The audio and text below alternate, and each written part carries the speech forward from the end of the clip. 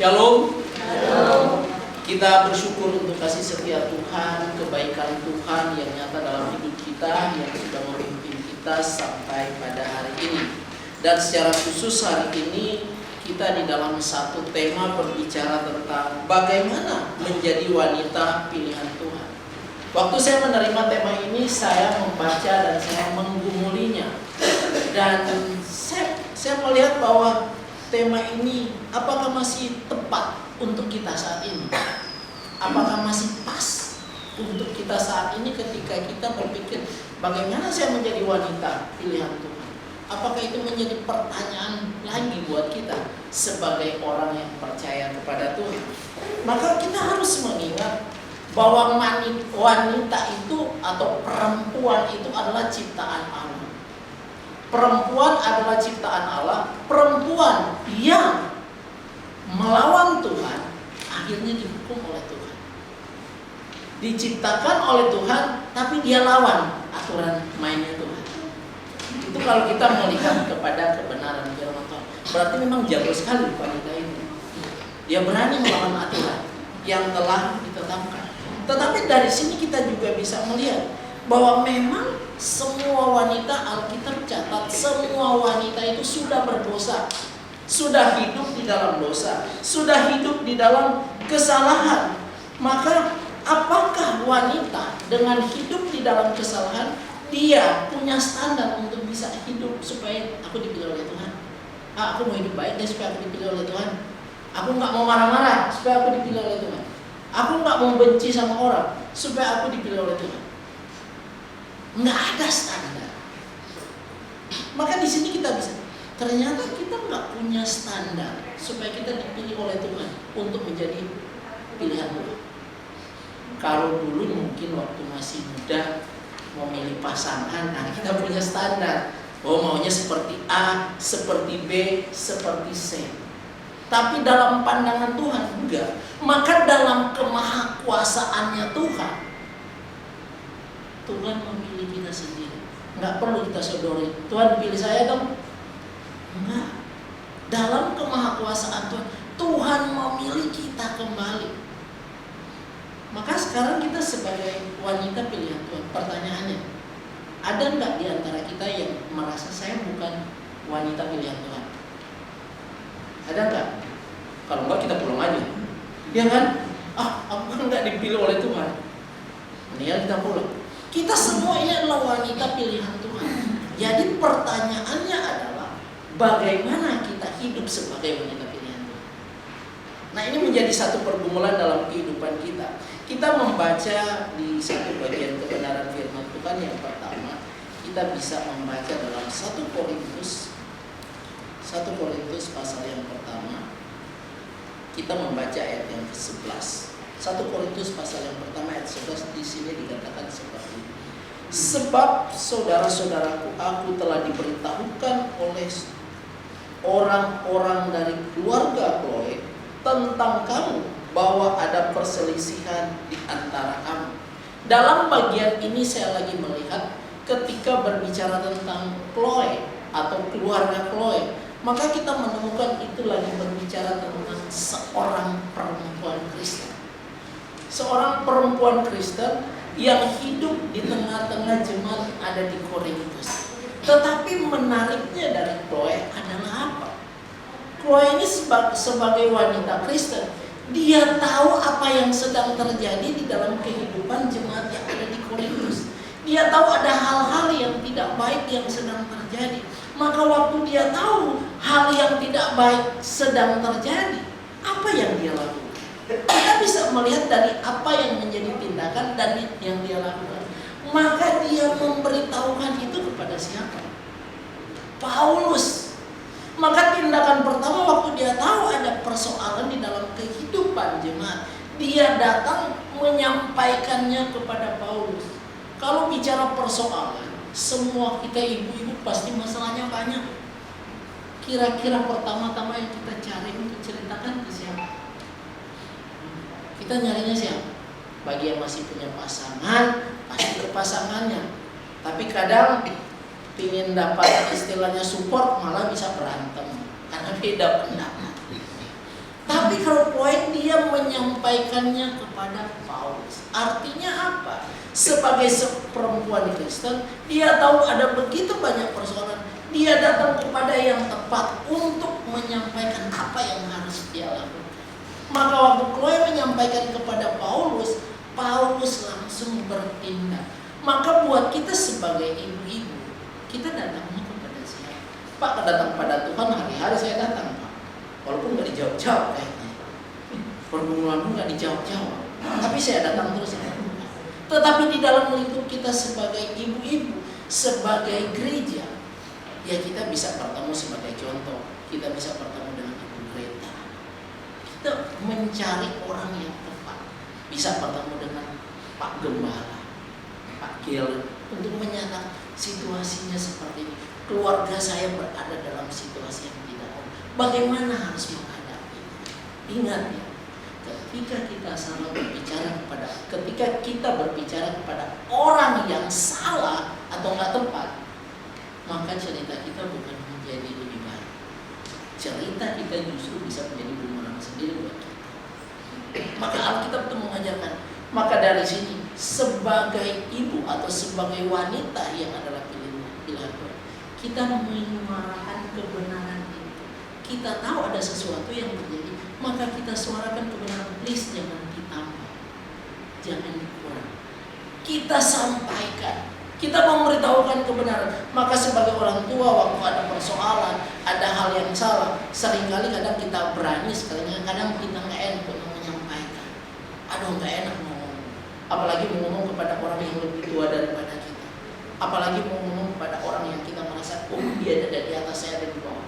Kita menjadi salah. Tetapi dari sini, sebagai wanita Kristen, maka kita harus bagaimana? Kita harus berani untuk menyampaikan kebenaran itu kepada orang yang tepat untuk mendengar persoalan. Kemudian hal yang kedua juga yang kita bisa pelajari, kita bukan hanya belajar dari Chloe sebagai perempuan Kristen, tapi kita belajar dari sisi di mana kok Tuhan bisa memilih Chloe sebagai wanita untuk menyampaikan hal itu kepada Paulus. Dan kenapa Paulus memilih menuliskan nama Chloe di dalam Alkitab?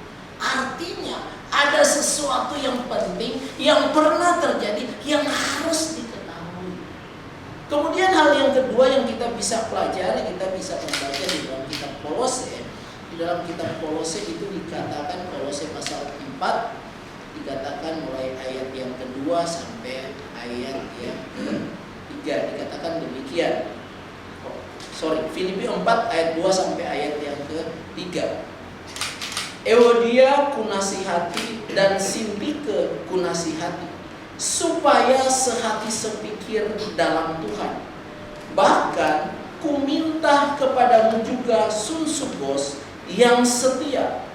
Tolonglah mereka, sebab mereka telah berjuang dengan aku dalam pekabaran Injil bersama Clemens dan kawan-kawan sekerjaku yang lain yang namanya tercantum dalam kitab kehidupan. Di bagian kedua ini kita juga melihat ternyata perempuan-perempuan yang dipilih yang sekarang percaya kepada Kristus, bahkan dalam bagian ini dikatakan pelayan-pelayan yang melayani, membantu bersama dengan Paulus. Dua perempuan yang melayani, tapi mereka berselisih. Ada perselisihan di sana. Maka kita bisa melihat wanita yang dipilih oleh Tuhan, jangan pikir gak ada perselisihan sesama orang percaya. Ada. Mau dia melayani di gereja kah, mau dia ada di rumah kah, di tengah masyarakat, perselisihan itu ada. Dan kalau bahasa Paulus mengatakan dia menegur. Kenapa? Karena perselisihan itu sama-sama melayani. Kalau ada perselisihan pasti itu berjalannya nggak baik. Kalau kita melayani hati kita lagi nggak baik, jangankan kita lagi melayani, kalau kita misalnya di dalam rumah antara anak dengan orang tua aja, kalau ada perselisihan, mau makan aja walaupun makanan enak, pasti enaknya berkurang. Bersama dengan keluarga siapapun, ketika ada perselisihan, mau makan apa aja, orang bilang enak, tapi buat kita ya akan berbeda. Tetapi dari sini kita bisa melihat ketika Paulus mengingatkan secara khusus untuk Sintika dan Euodia, maka di sini lagi mau mengungkapkan bahwa orang-orang yang dipilih oleh Tuhan yang melayani bersama dengan Rasul Paulus, mereka pun tidak lepas dari situasi seperti ini. Tetapi menariknya, dalam situasi yang seperti itu mereka tetap melayani bersama. Tapi dalam kacamata Rasul Paulus itu nggak baik. Dalam kacamata Rasul Paulus itu tidak tepat. Karena kalau melayani seperti itu, berjalan bersama seperti itu, maka nggak nyaman menjalani. Maka di sini Rasul Paulus mengatakan, Euodia ku nasihati dan Sintika ku nasihati. Artinya apa? Nasihat itu harus terus diberikan kepada wanita atau kepada perempuan-perempuan yang dipilih untuk apa? Untuk hidup di dalam kedamaian. Maka ketika Rasul Paulus menasihati kedua wanita ini, mau mengungkapkan apa? Betapa penting dan berharganya seorang wanita di dalam pelayanan itu sendiri. Di dalam kehidupan pelayanan dalam keluarga, dalam kehidupan pelayanan di gereja, bahkan dalam kehidupan kita sehari-hari. Betapa pentingnya kehadiran wanita sebagai pilihan Tuhan. Maka buat kita sebagai ibu-ibu yang dikasih, kita semua di sini pasti adalah pilihan Tuhan. Kita semua adalah orang yang percaya. Tetapi kita pun gak akan lepas dari perselisihan. Mungkin antara anak dengan orang tua, antar kita sesama ibu-ibu. Tetapi yang paling penting yang harus kita ingat apa? Ingat, kita itu pilihan Tuhan. Maka pilihan Tuhan dia harus tahu dia bersikap yang bagaimana. Dia harus tahu bersikap yang tepat. Dia harus mampu untuk mengontrol dirinya, menyesuaikan sehingga dia tidak menjadi salah. Sehingga ketika pun salah dia tahu bagaimana dia harus mengubah, menempatkan dirinya sebagai wanita pilihan Tuhan. Tadi kan Ibu Willy itu sempat mengatakan dia bersyukur karena Tuhan memilihnya, sehingga bisa menghadapi, menjalani sebuah kehidupan yang nggak semuanya, nggak semua enak. Tapi ucapan syukur itu mau mengungkapkan sebagai orang yang dipilih oleh Tuhan, dia tahu menempatkan bagaimana aku harus menjalani kehidupan dalam suka, dalam senang, atau dalam situasi apapun.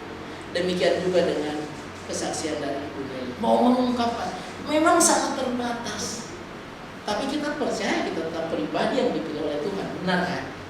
Tapi waktu menghadapi situasi, wah bingung, bahkan bisa marah-marah, ngamuk-ngamuk. Sampai harus anak yang harus mengingatkan kita, menegur kita. Oh iya, kenapa kita mau salahin mata kita juga kan? Kenapa kita salahin diri kita juga sendiri? Karena dalam situasi seperti itu nggak bisa. Kalau kita menyalahkan diri kita, menyalahkan orang lain, yang terjadi apa? Malah petaka malah buat kita sendiri. Tadi lagi bercanda di Isma bersama, lagi siap-siap berangkat. Ibu-ibu lagi bilang, aduh bahaya kalau makan gula begini tentang gula. Hanya saya bercanda, kok ibu-ibu nyalain gula? Apa sih salahnya gula itu? Kan gula nggak salah, orang kita yang konsumsi dia berlebihan, kita yang salah dong. Ya juga ya, ngapain kita nyalain dia ya? Orang gula dijual di mana-mana, kita yang beli, yang kita yang makan kita berlebihan. Jangan salahkan gula. Kita lihat pada diri kita sendiri. Seperti apa kita? Maka di sini juga kita bisa melihat perjalanan kehidupan kita sebagai wanita-wanita pilihan Tuhan. Ada begitu banyak orang bahkan wanita pilihan Tuhan itu orangnya baik-baik. Tunggu dulu. Perempuan Samaria itu luar biasa hidupnya dalam kesalahan. Tapi kalau Tuhan memilih, siapa yang bisa melarang? Nggak ada yang bisa melarang. Perempuan janda di Sarfat, siapa yang mau pergi lihat? Nggak ada yang pergi lihat, orang terpencil jauh di sana. Tapi kalau Tuhan menghendaki nabinya untuk datang menyelamatkannya, dia pasti selamat. Ada perempuan Sundal juga digambarkan di dalam Alkitab. Dia hanya menyelamatkan orang Israel. Siapa yang pernah menyangka justru perempuan ini dan keluarganya malah diselamatkan oleh Tuhan? Kita nggak pernah mampu mengukur apakah saya punya standar untuk menjadi wanita pilihan Tuhan. Nggak punya standar. Tapi kita punya keyakinan yang sama, kita adalah wanita pilihan Tuhan. Maka pertarungan kita bukan bagaimana supaya Tuhan pilih kita, ya kan? Pertarungan kita bagaimana kita sebagai wanita yang dipilih oleh Tuhan mengikuti apa yang menjadi kehendak dan ketetapan Tuhan. Nggak mudah buat kita. Nggak mudah kalau kita buat standar untuk diri kita. Oh, kalau masuk rumah sepatu taruh di luar, pergi cuci tangan dulu, baru salaman dengan orang lain. Kan kita bisa buat standar. Itu aturan kita manusia. Tapi kalau di hadapan Tuhan bukan begitu standar. Standarnya seentero hidup kita sesuai dengan kehendak. Maka sebagai wanita pilihan Tuhan, perjuangan kita adalah perjuangan yang panjang yang tidak akan pernah berhenti. Tetapi menyuarakan, menyampaikan kebenaran itu adalah tugas tanggung jawab kita. Dan yang kedua, ketika kita berada dalam perbedaan, ingat, temukan kedamaian di perbedaan itu. Bukan menjadikan satu perselisihan yang membuat kita menjadi tidak baik. Satu ketika saya berhadapan dengan satu keluarga, bagaimana hidup mereka diambang pisah. Tapi yang menyedihkan adalah pisah juga, nggak mampu. Sudah datang di rumah, sampai kami ngajak nginap di rumah, tetapi ternyata nggak mampu dipertahankan. Satu pergi ke Papua, satu masih ada tetap di Kalimantan. Mau disampaikan apa? Sehingga perjuangan kehidupan keluarganya betapa sulit. Karena apa? Nggak mampu sebagai ibu, sebagai anak, sebagai suami untuk melihat bahwa mereka adalah pilihan yang dipilih oleh Tuhan, yang harus bertanggung jawab dengan kehidupan. Maka di siang hari ini biarlah kita boleh terus mengingat. Yang pertama, jangan tanya standar apa menjadi pilihan Tuhan. Standar kita sekarang, kita sudah dipilih oleh Tuhan. Maka kita harus tahu apa yang harus kita lakukan sekarang. Jangan pernah berhenti ketika ada sesuatu yang salah, kita harus selesai. Jangan pernah berhenti sesuatu yang benar yang kita tahu untuk kita sampaikan. Baik itu dalam teguran, baik itu dalam nasihat, dalam ajaran. Mari kita lakukan terhadap keluarga kita. Kemudian yang berikut, biarlah kita sebagai perempuan atau sebagai wanita-wanita Kristen yang percaya kepada Kristus, perjuangan kita bersama saat ini bagaimana menghadirkan kedamaian di dalam kehidupan keluarga kita, dalam kehidupan gereja kita, dalam kehidupan persahabatan kita, pertemanan kita, atau dalam persekutuan. Karena itu menjadi kekuatan kita sebagai wanita-wanita pilihan Tuhan. Biarlah Tuhan yang terus menolong kita, Tuhan yang memimpin kita untuk kita menjalani kehidupan sebagai wanita-wanita pilihan Tuhan, bertanggung jawab dalam kehidupan kita di hadapan Tuhan, bertanggung jawab dalam kehidupan kita dengan sesama orang percaya. Mari kita